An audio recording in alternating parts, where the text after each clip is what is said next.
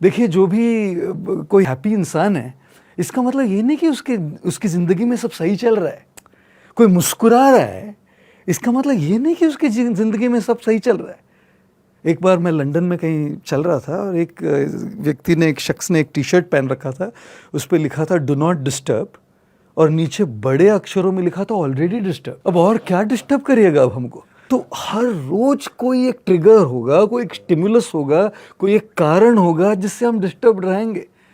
तो खुश इंसान वो नहीं है जिसके जीवन में, जिसकी जिंदगी में तकलीफ नहीं है। वो है जो नेविगेट करना सीख गया है। नेविगेट करना सीख गया है, वो जो हैप्पीनेस को चूज कर रहा है।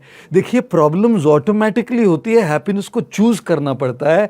एंगर, गुस्सा ऑटोमेटिकली आता है, शांत रहना चूज करना पड़ता है। नफरत ऑटोमेटिकली होती है, प्यार चूज करना पड़ता है। नेगेटिविटी ऑटोमेटिकली होती है, पॉजिटिविटी चूज करनी पड़ती है। और ये चूज करने के लिए तो इंसान बना है। इंसान में जो हमारी आत्मा में जो हमको पोटेंशियल दिया गया है, वो चूज करने के लिए तो दिया गया है। I love your clarity. क्या क्लैरिटी से आपने आंसर दिया।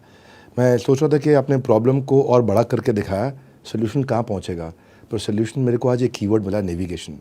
वरना 9 करोड़ लोग, WHO का डेटा है, एंग्जाइटी डिसऑर्डर और डिप्रेशन से इंडिया में परेशान है। जी। आज तक मैं सोचता था खाली यूएस में लोग परेशान हैं। जी। 55% of Americans are taking divorce within the first year of their marriage. इतना जल्दी हो रहा है। कोई मुझे बोला कि इतने सारे लोग साइकाइट्रिस्ट के पास जाते हैं कि कई बार साइकाइट्रिस्ट भी घर जाते वक्त दूसरे साइकाइट्रिस्ट के पास जाता है। तो आपने बताया कि साधु संत भी परेशान होता है, पर वो नेविगेट करना जानता है। आप लोगों के जीवन में क्या परेशानी है? साधु संतों को भी कोविड तो होता ही है। कोई ध्यान लगाने से, जाप करने से, पूजा करने से, शास्त्र पढ़ने से कोविड तो किसी को छोड़ता नहीं है। साधु संत जब संस्थाएं चलाते हैं, उनको भी तो फाइनेंशियल इश्यूज तो होती है।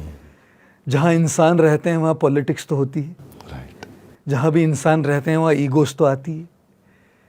जहाँ भी इंसान हो, रिश्तों की इश्यूज आएगी, इमोशनल इश्यूज आएगी, पॉलिटिक्स होगा, हेल्थ का इशू है, हेल्थ की इश्यूज आएगी, ईगोज आएंगे।